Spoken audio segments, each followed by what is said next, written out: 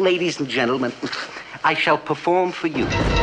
He will forever be known as Grandpa, the cantankerous yet lovable patriarch of the Munster family. Al, out of makeup. Children, adults are like, oh, there's Grandpa. Oh, hi, Grandpa. I mean, he was just always Grandpa. It don't matter. You can call me Al, Grandpa. But his unique career has spanned more than 40 years with boisterous performances on stage, screen, and television. He's an absolute actor. He's just a very funny man. Ooh, my pussycat home. For Al Lewis, the journey from the tough streets of Brooklyn to the bright lights of Hollywood to the campaign trail for political office has been one of moxie and mystery. My father has created a huge myth about himself. My father is, in very many ways, a very large enigma. I know, you're skeptical. He truly is a master raconteur. He can talk to you, and you will bend over to make sure you catch every word. Forget it, Herman. They're not listening. Let's go! He is a whirlwind. He's a carnival. He's a mean streak. He's a typhoon. This guy is just so real, he's unreal.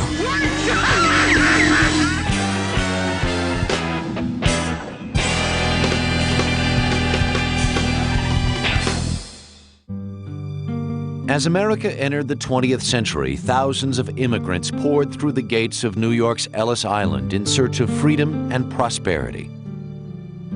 In 1913, a 16-year-old Russian, Ida Nidal, landed in Manhattan's oppressive garment district, where women squeezed into overcrowded warehouses to sew dresses that earned them only pennies per piece.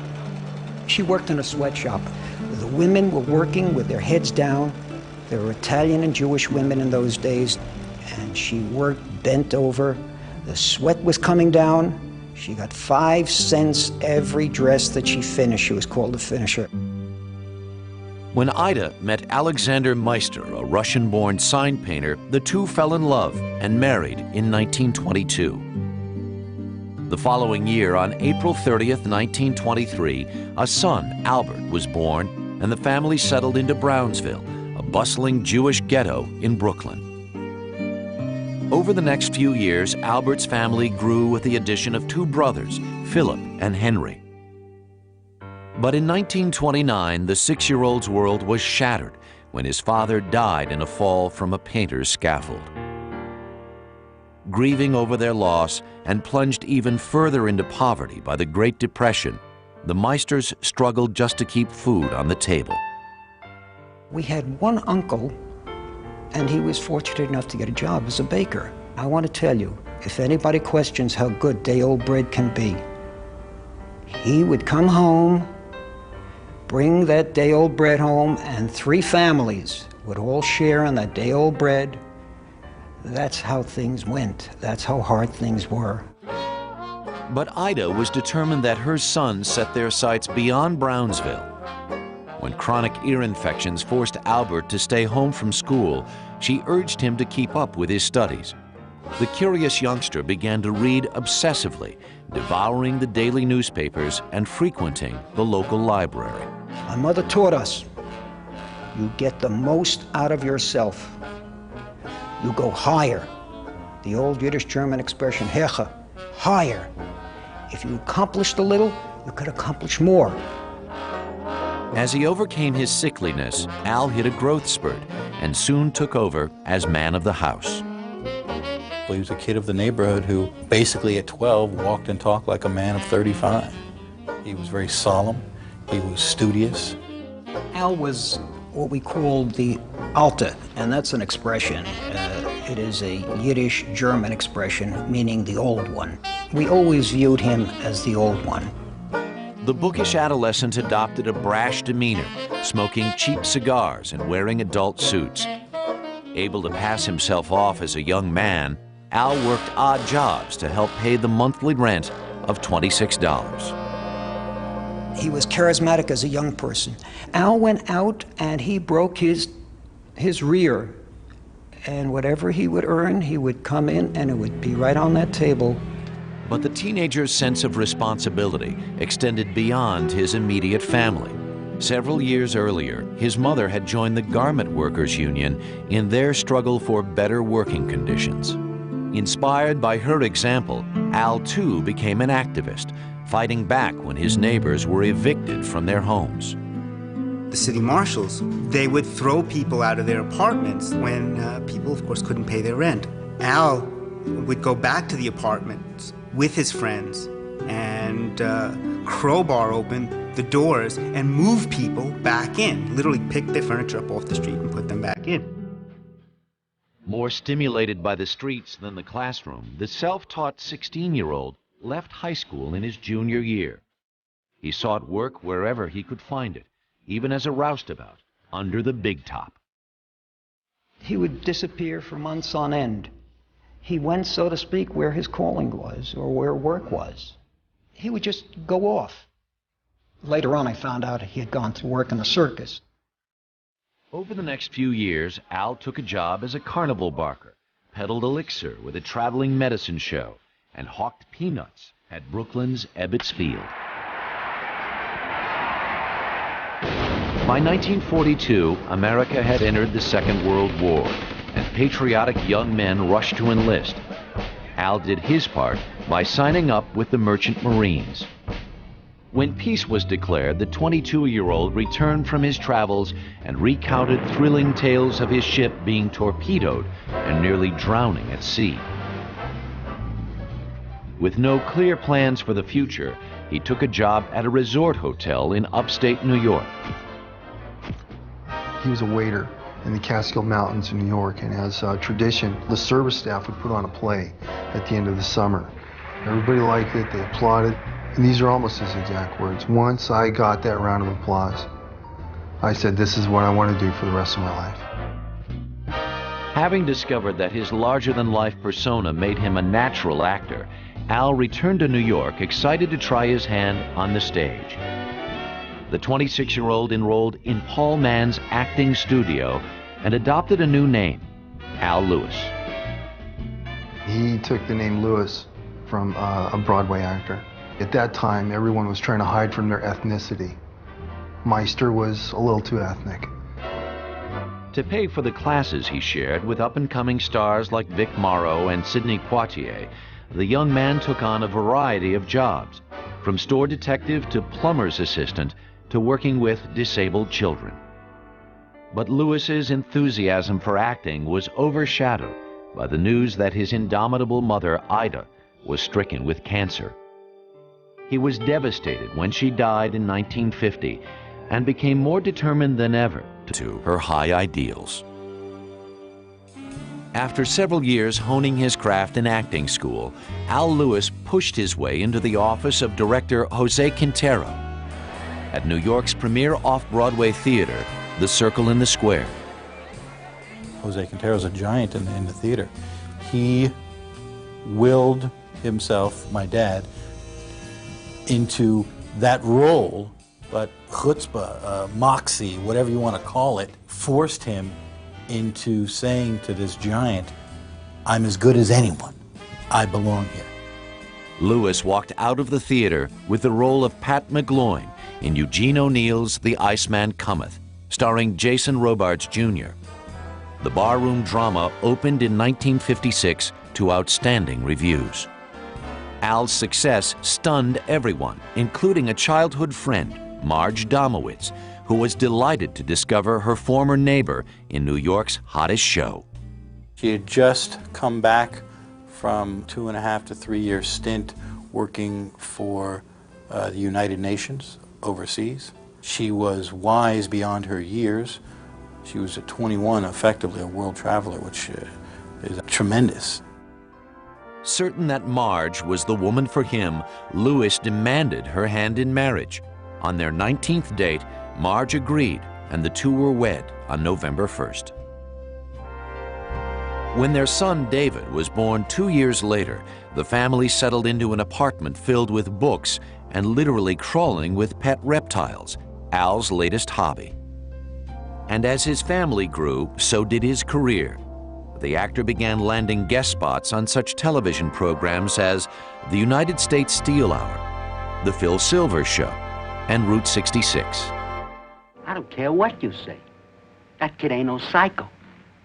He had more brains, more chutzpah, more moxie than any guy who ever bellied up to this plank. And that's saying something, mister. Now look, it's past closing Now time. try to get this through that thick skull of yours, will you? He's in danger. And you're a cop. All right, let's try it again. Where is he? I told you, he took off. Where? I told you, with Red. And you don't know where she lives? That's what I said. You're a liar. And you're a cop. Al's success in television, however, didn't stand in the way of his stage career. After appearing in several short-run Broadway productions, Lewis hit pay dirt in 1961 with the smash musical Do-Re-Mi, in which he played a gangster opposite Phil Silvers and Nancy Walker. By now, the bold kid from Brownsville had carved a niche for himself as a sought-after character actor. But it would take two unlikely roles on the small screen to make Al Lewis a household name. In 1961, while Al Lewis was appearing in Do-Re-Mi on Broadway, the theater-trained tough guy made a guest appearance on the hit series Car 54, Where Are You? The comedy, conceived by producer Nat Hiken, starred Fred Gwynne and Joey Ross as a pair of bumbling Bronx police officers. Al's small role as a construction foreman garnered attention from critics and viewers alike. I mean, the people wrote thousands of letters. They loved him. And next thing I know, I mean, he was so popular that he became a regular on the show. Recognizing his previously untapped flair for comedy, the producer created the character of Officer Leo Schnauzer, especially for Lewis. Hey, Nichols. What? What are you, a wise guy or something? You know what I mean. You put me on pretty good, huh? What are you talking about? You know what I'm talking about. Today is Thursday, huh? Today is Thursday. Today is Friday. But I tell you, it's Thursday. Why don't you look at a calendar once in a while? I did. That's why I know it's Why don't you learn how to read the Thursday. I calendar? know it's Thursday. A wise guy, huh? I'm the wise guy. It's Thursday. What's going on around here?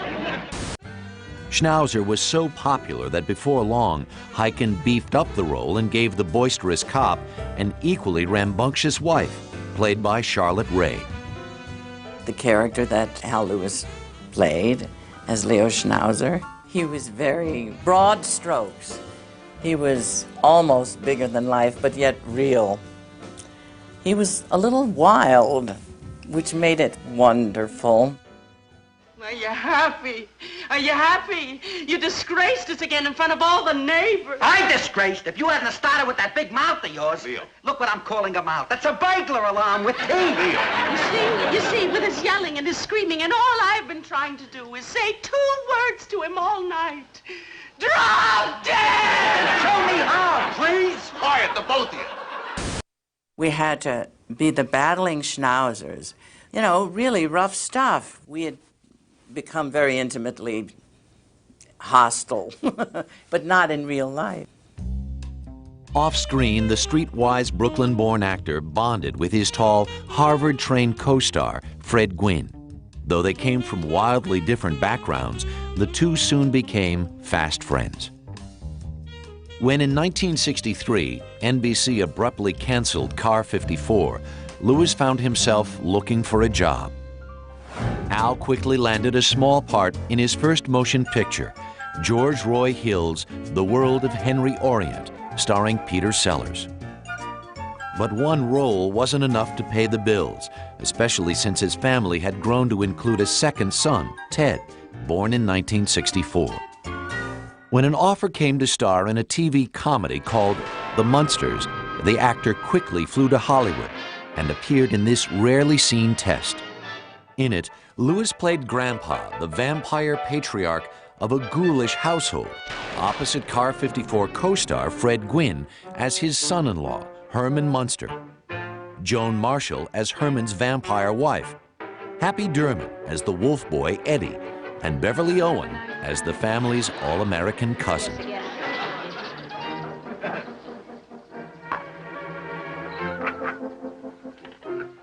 Unsatisfied with the outcome, Universal reshot the pilot in more traditional black and white, with new cast members Yvonne DiCarlo and Butch Patrick. Ants, baldness, communists, crabgrass. Crabgrass potion. Oh, that stuff makes a wonderful crabgrass. On September 24th, 1964, The Munsters premiered on CBS. The same month also saw the debut of such escapist fare as Bewitched and rival monster program, The Addams Family. I like to call it like an escapism, and these kind of shows that had no basis in real reality were very popular because they were, you know, they were simple, they were warm, they were non-threatening, there was no real violence. The Munsters was an immediate hit and remained unaffected by the mid-season recasting of Marilyn with actress Pat Priest. Audiences loved Grandpa, who attempted to solve his family's problems with concoctions, potions, and spells. Unfortunately, the cantankerous sorcerer often forgot the proper recipe. He was sweet, he was kind of bumbling. You might have felt sorry for him because he was always kind of not getting things right and he was flubbing up. I'm gonna turn on the machine full blast.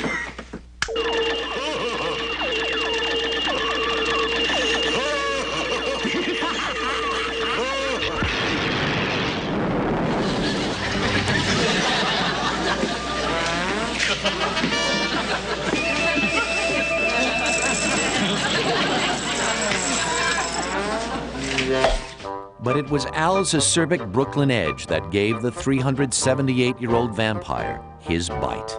Now, Lily, it's not as bad as Grandpa's making out. Not as bad as Grandpa's making it out. It couldn't be worse. You ruined Eddie's car. You ruined the birthday. I don't want to discuss it. As a matter of fact, I'm not even going to talk about it. Herman, get out of this house. Leave this house at once. He pretty much is, he is Grandpa. You know, when we were rehearsed and read on Monday and Tuesday, and when he was in makeup Wednesday and Thursday and Friday, there was no difference. And that's why that character was so good, because he was playing himself. The series also benefited from the chemistry Lewis shared with his co-star, Fred Gwynne. I consider some of the moments that they've done in some of the episodes as being some of the most classic TV scenes ever done. You know, they just had a real rapport and they worked well with each other, and they really were up there, you know, as far as comedic teams with, you know, Laurel and Hardy, Abbott and Costello, you know, you name it. Sorry, but the paper was on my side of the line. It wasn't. It happened to be lying right in the middle of the white line. Did you say right in the middle of the line? It's exactly what I said, right in the middle of the white line.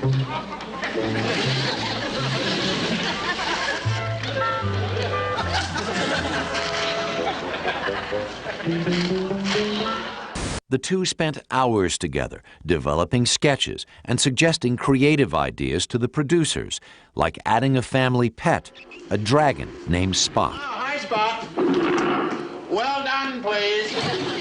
Both Fred and Al had a tremendous input. They would add lines, they would, between the two of them, would work up, you know, a way to do something, or why don't we try this? When they were showing me around Universal in their costume, I could see that they were deeply loyal, really genuine buddies. It was a lovely thing to see. Fred became one of his closest, dearest lifelong friends. The families were close. It was early enough in their careers that I don't think any egos were involved, and they learned with each other. By the age of 42, the actor had succeeded beyond his wildest dreams. In Grandpa Munster, he had found a role perfectly suited to his larger-than-life personality. But how long would audiences remain under the spell of TV's mischievous mad scientist? Al Lewis was about to find out. By the fall of 1965, Al Lewis's face was one of the most recognizable in America. Grandpa Munster was plastered on hundreds of items, ranging from paint sets to lunch boxes to hand puppets. How popular was the Munsters? Munster cars, Munster coaches, models, Somebody even tried to come up with a Munster coach-style bicycle. With the popularity of the show surging, Al soon found his off-screen hours filled with promotional appearances. There's Al Lewis of the Munsters and Rita Lee. Somebody told me you live in a zoo. Now, you have a hobby. Now, what is it? Like reptiles and amphibians. Snakes, turtles, tortoises. Do you mind if we have our picture taken? The actor's success allowed him to move his family to suburban Sherman Oaks, California, and within months, the Lewises welcomed a third son, Paul. Living so close to the studio, Al frequently enjoyed bringing his older boys to work with him. My dad, he would take me to the set and I would be King David.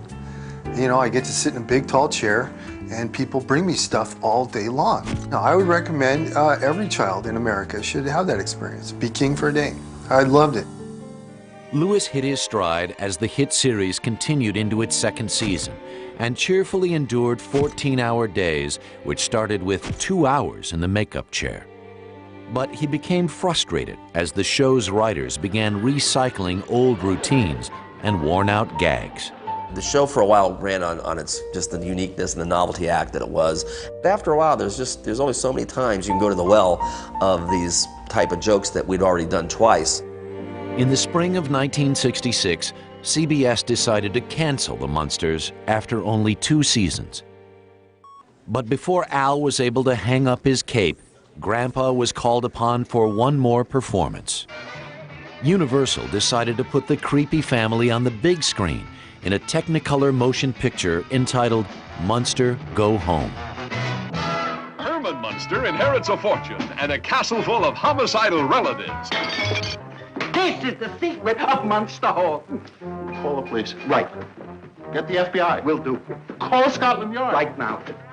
Phone Batman. I got it. The car 54, where are you? It's frightfully funny. Despite its extensive promotion, Munster Go Home was a disappointment at the box office, leaving the 43-year-old actor out of work and with almost no income. That summer, Al's life took another turn for the worse when he received a frightening phone call from Florida, where his wife and children were vacationing. My mom, my Aunt Marion, her 3 sons, and my mom's 3 sons are driving on a highway. Head-on collision. Everyone's injured. My mom and I the worst. My dad came immediately to Miami and was with us 24/7. 24/7. The life that was changed was my mom's and my father's as well. It was an accident for him too. My mom was this stunning kind of picture book, beautiful, deep, kind of beauty, and then is involved in this really horrendous, disfiguring car accident. Her body, her face was smashed, her limbs were broken, she lost an eye, and my father and her, they had to make some sort of life change. And they did, in their personal relationship with one another, in their ability to support each other and care for each other and endure each other. Al spent months by Marge's side, nursing her back to health, until mounting bills forced him back to work. But the actor quickly discovered that his 2-year stint as Grandpa Munster had left him hopelessly typecast. When he landed his next job in 1967 as a guest on the hit series Lost in Space, Lewis found himself playing a character who was all too familiar. Master, we have visitors. Visitors? Ha! No wonder I failed. You're to blame. You frightened my spirit away. I shall turn you all into frogs. Frogs? Oh, you wouldn't do But that. I would. I like frogs. Earthlings. Go away. Give me froggy, roggy, doodle beef. Well, he goofed it again. That's not what I ordered. By 1968, the war in Vietnam and the assassinations of Martin Luther King and Robert Kennedy had thrown the country into turmoil. A political activist since his youth, Lewis became caught up in the movement for peace and equality and turned his home into a gathering place for left-wing leaders. We had meetings in our house. People would come by, Stokely Carmichael, Dick Gregory, Ron Kovacs. As far as my dad in politics went, he was to the left. I remember being on a march, Griffith Park, Black Panther rally, some police involvement, and lest we say, having to get out of there rather quickly. A little bit of running. He was always very sensitive to the black issue. He felt it was wrong. He was always a political person. He was always an underdog rooter. And I say it goes back possibly to my mother. Al's concern for the disadvantaged was not restricted to the political arena. His tremendous enthusiasm for basketball gave him the opportunity to lend a hand to underprivileged high school students. Lewis's keen eye for basketball talent earned him a reputation as one of the sport's best scouts, and over the years, his expertise was highlighted in the pages of Sports Illustrated. He loved the game. More importantly, he loved the kids that played the game. So he felt that if he could tell a coach about a kid who is deserving of a scholarship, and otherwise he gets no education, he did it. People are the ultimate spectacle. And now you're going to see it, yowza, the Derby! In 1969, Al's career received a boost when he landed a small role opposite Jane Fonda in Sidney Pollack's high-profile film, They Shoot Horses, Don't They? He was cast as Gig Young's henchman in the story of a dance marathon set in the 1930s. My father's role is sort of marginal in terms of screen time, but he manages to really exude a kind of menace that is just a perfect expression of the character that he's playing. The film was a critical and box office success, but it didn't improve the actor's luck in securing other dramatic parts. Al Lewis was determined that his long career would not be overshadowed by his performance as Grandpa Munster. But vampires never die, and the 46-year-old actor's eerie alter ego threatened to haunt him forever. By 1970, 47-year-old Al Lewis was out of work and unsure whether to embrace or reject his most famous creation, that of Grandpa Munster. After the Munsters was career-wise pretty tough for my pop. He stopped resisting being Grandpa Munster, only because he was difficult to get other roles. And then that's when he started to take some of the personal appearances. Reluctantly returning to his Munster's character, Lewis performed for a much smaller audience. He would do personal appearances. One of my favorite places was Universal Studios. When they first were starting at an attractive theme park, he did that for 2 summers. And that was a lot of fun for me. And I think it was a lot of fun for him. Throughout the early 1970s, Al accepted bit parts in such films as The Boatniks and They Might Be Giants with George C. Scott. He also spent months on the road appearing in regional theater productions in cities across the U.S. And while distance put a strain on Lewis's marriage, Al remained a devoted father, determined to be a part of his sons' lives. We traveled a lot when we were young. We would get these gigantic care packages with the oddest, goofiest things, games, toys, t-shirts, from wherever he was. He let us know that we're number one. When Al was at home, his relationship with Marge deteriorated even further. Anxious over his declining career, he directed his pent-up anger at his wife, and arguments between the two intensified. In 1976, after 20 years together, the Lewises separated. There was a lot of arguing. There was a lot of fighting. It was tough. It was tough for my mom, and it was very tough for my dad, too. They loved each other, and yet they could not live together after a certain point. Devastated, Al attempted to reconcile with Marge, but tempers continued to flare. Their divorce became final the following year. At an all-time low and desperate for money, he took work wherever he could find it. He took a lot of kinds of jobs. After a while, in 74, 5, 6, he was a mortgage broker. Then that collapsed. But he always wanted to be an actor. In 1979, Lewis's fortunes changed when he was cast in the play California Suite, co-starring Karen Ingenthron. Al was flown into New York to rehearse the show, and the director asked me, you know, if I knew Al Lewis, and I didn't. I just took him as another actor. Doesn't last very long with that man. For me, it was love at first sight. During the tour, the relationship between Al and Karen deepened, and the couple became inseparable. She's one of his biggest fans and biggest supporters. Karen was very, very good for my dad. She allows him to be Al Lewis, the larger-than-life person that he is. This court is now in session. In 1980, Al's career gained momentum when he was cast as Hanging Judge Harrison in the feature Used Cars, starring Kurt Russell. Your Honor, if it please the court, I can produce a number of witnesses who will testify to the fact that she is lying. That she has, in fact, only 25 cars on her lot at this time. Why don't you see for yourself, Judge? Order! Order! Miss Fuchs, I'm going to release you on your own recognizance. Court will reconvene at 2:45 p.m. at the New Deal used car lot, where I am going to settle this matter once and for all.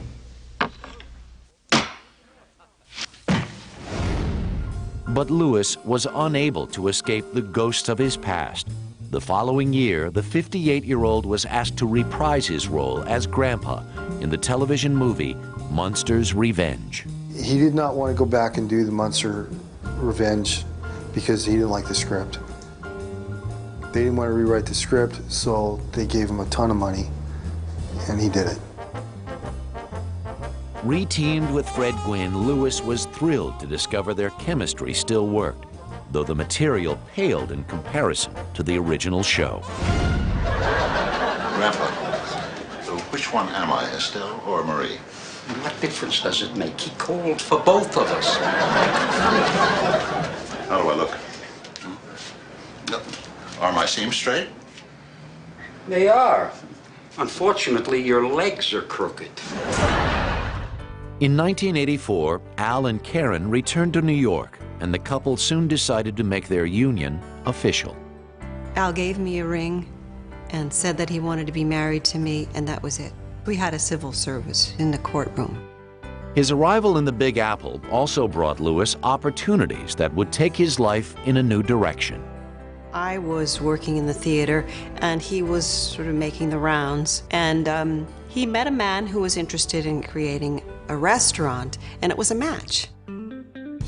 As a partner in a restaurant called Grandpa's, the energetic 61-year-old took on the role of maitre d' and spokesperson. Al's old pal, Fred Gwynne, put his artistic talent to use by designing the logo. And on April 28, 1987, the Greenwich Village Eatery opened to the public. He put in about 3 really hard years developing the place, working 6 days a week out of a 7-day work week. Al's hard work paid off.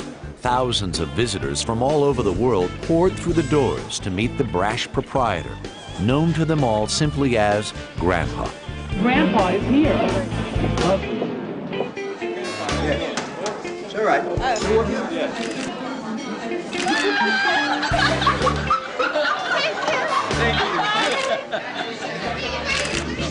are you? With the huge success of the restaurant, Grandpa was once again a marketable commodity. There was Grandpa's Comedy Club, Grandpa's Home-Style Pasta, and Grandpa's Silly Scaries, a line of children's videos. But Lewis wasn't about to give up acting. In 1988, he accepted a small part in the comedy Married to the Mob, starring Michelle Pfeiffer. We went around the corner to this movie, Married to the Mob. Had no idea that my dad was in it. And suddenly, oh, what? There's my dad. The audience erupts. Grandpa, Grandpa. It was unbelievable. It was just pandemonium. It seemed as though Lewis was everywhere, and his frequent guest appearances on the Howard Stern radio show helped to keep him in the public eye.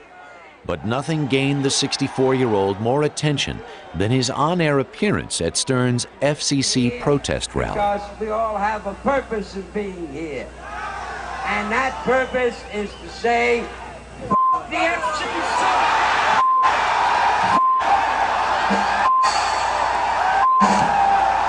All right, Grandpa, get out of here.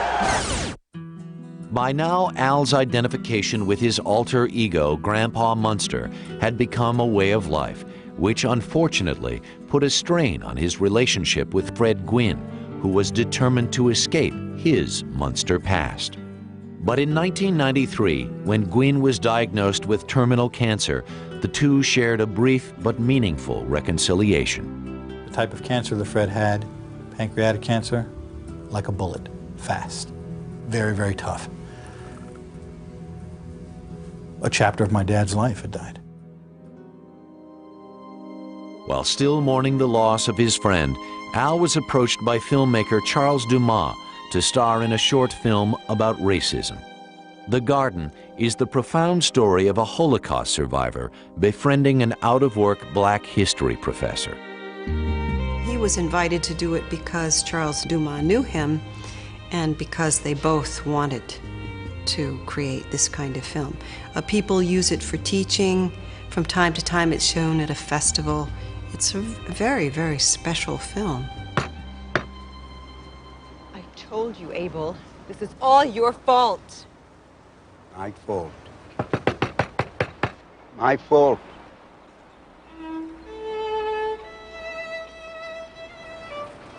It is not your fault. Avrom Malé. They killed us. You didn't. Mom and you. Why I'm alive?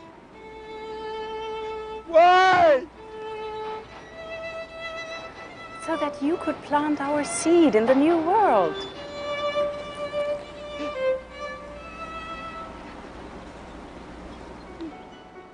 Soon after completing The Garden, the 70-year-old grew tired of the nightly grind at Grandpa's and decided to quit. Within months, the establishment closed its doors forever.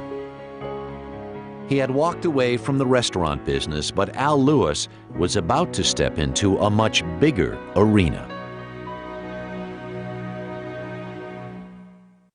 It's great to be back.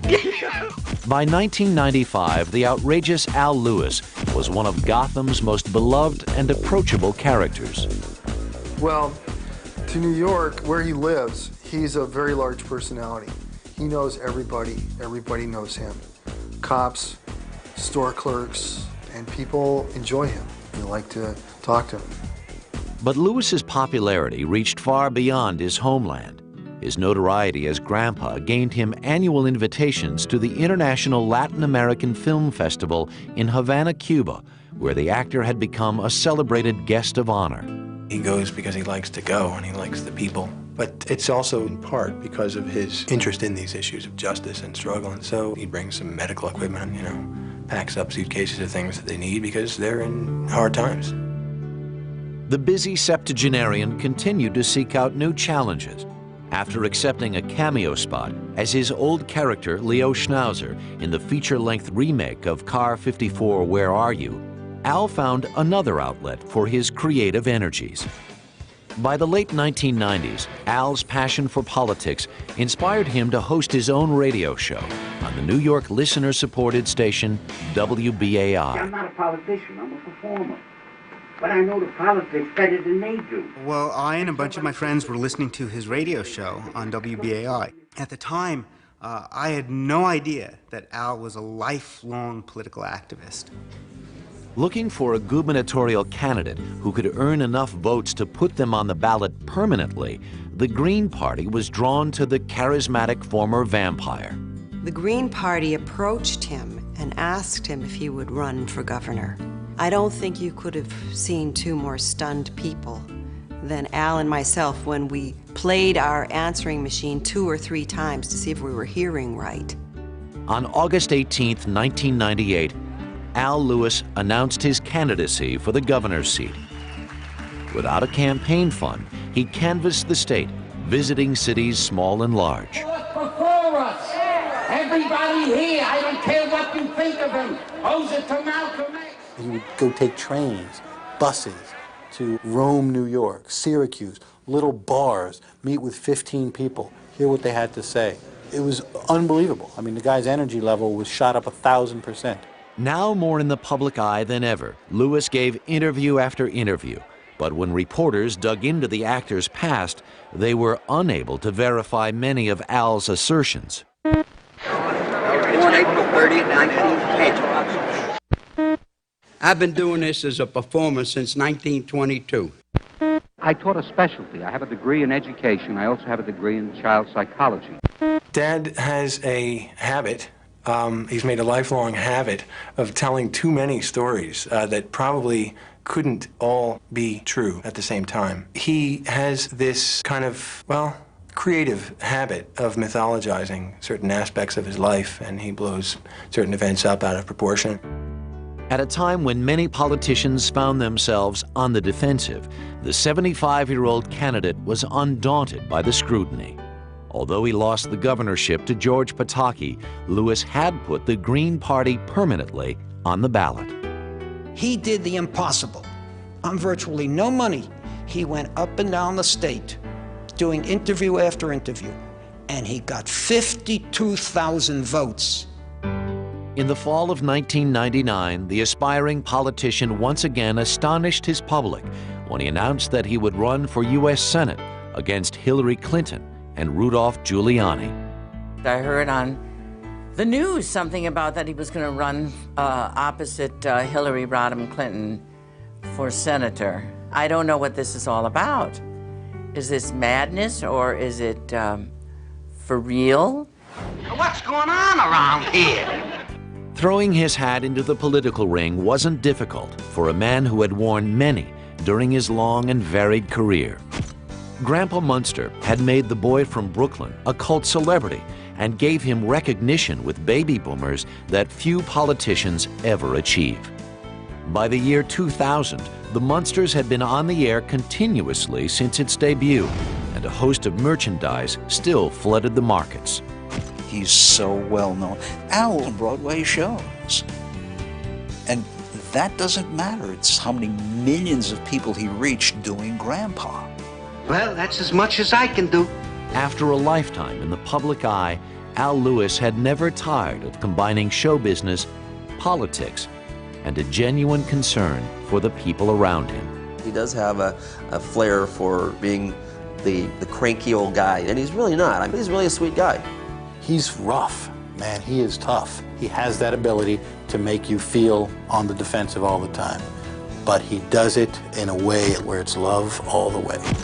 It's like he's a natural disaster.